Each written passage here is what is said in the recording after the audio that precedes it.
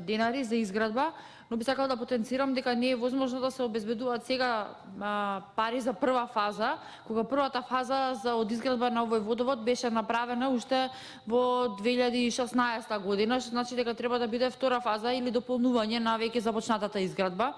Но исто така би сакала да потенцирам дека градоначалникот на општина Газиваба, кога дојде на власт, прво нешто што кажа дека обезбедивме вода за пиење на граѓаните на село Раштак. Па би сакала да замолам министерката, исто така, вие велите дека сте обезбедиле 10 милиони денари, но простро информација дека градоначалникот обезбедил дополнителни 5 милиони денари од Светска банка. Како и да е, би сакала да потенцирам дека граѓаните во село Раштак од минатата недела, првен цело лето нема вода за пиење воопшто, а од минатата недела од чешмите во нивните домови тече кал наместо вода.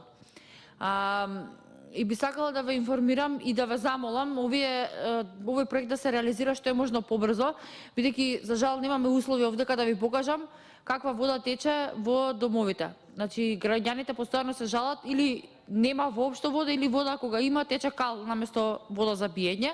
И дополнително никој од властите, дали локалната власт, дали од власта од централно ниво, до сега не нашла сила да новие граѓани им однесе барем вода со цистерна, чиста вода за пиење, бидејќи тие се приморани сами да се сногиат и да носат вода од други населени места. Благодарам.